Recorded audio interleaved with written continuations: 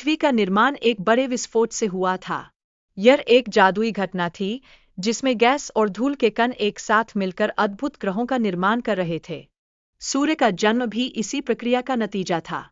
भारी दबाव और गर्माहट ने नए तत्वों को जन्म दिया, जैसे कि आकाश में चमकते तारे। पृथ्वी और उसके पड़ोसी ग्रहों के बीच का आकर्षण उन्हें एक दूसरे के करीब लाता है।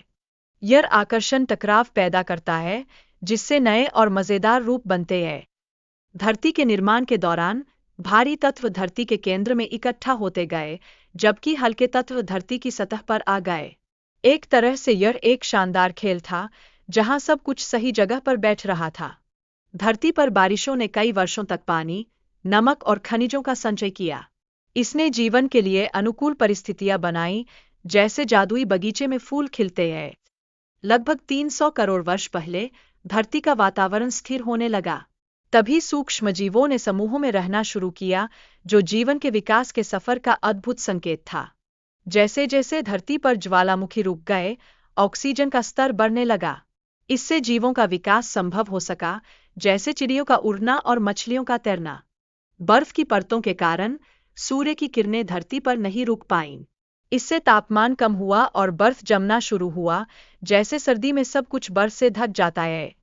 जैविक परिवर्तन के कारण कुछ सूक्ष्मजीवों ने अपने शरीर को विकसित करना शुरू किया। वे और अधिक जटिल बनने लगे, जैसे नन्हे बच्चे बड़े होकर मजबूत बनते हैं। जब ज्वालामुखियों का उदय हुआ, तब वातावरण गर्म होना शुरू हुआ। इससे बर्फ पिघलने लगी और समुद्री जीवों का विकास हुआ, जैसे किसी जादुई महासागर की कहानी। समुद्री जीवों ने बदलते तापमान के अनुसार अनुकूलित किया। कुछ प्रजातियां विलुप्त हो गईं, लेकिन नई और बड़ी जीवों का आकार बढ़ने लगा, जैसे अद्भुत रोमांचक यात्रा। लगभग 47 करोड़ वर्ष पहले पृथ्वी पर पहला पौधा उगा। इससे अन्य पौधों और पेड़ों का विकास हुआ और यह पृथ्वी के वातावरण को स्थिर करने में सहायक बना। पैंजिया के टूटने से पृथ्वी की जलवायु में बड़ा बदलाव आया। भूमि का बड़ा हिस्सा पानी के संपर्क में आया, जिससे पारिस्थितिकी में शानदार विविधता बढ़ी। हिमालय पर्वत का निर्माण अफ्रीका के टूटने के बाद हुआ। यह प्रक्रिया आज के तिब्बत क्षेत्र के लिए महत्वपूर्ण थी, जैसे पहाड़ों की ऊंचाई हमें प्रेरित करती है। एक बड़े उल्कापिंड के टकराने से पृथ्वी पर तबाही मच गई। इससे वातावरण में हानिकारक गैसें और धूल फैल गई, जिससे जीवन कुछ समय तक संकट में पड़ गया। पृथ्वी की जलवायु में परिवर्तन के कारण जीव जंतु और वनस्पतियों पर बहुत असर पड़ा।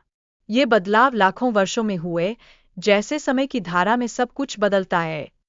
मानव विकास की प्रक्रिया में प्राचीन बंदरों का विकास भी शामिल है। उनके भोजन की खोज के दौरान चलने की क्षमता ने उन्हें नई ऊंचाइयों तक पहुंचाया।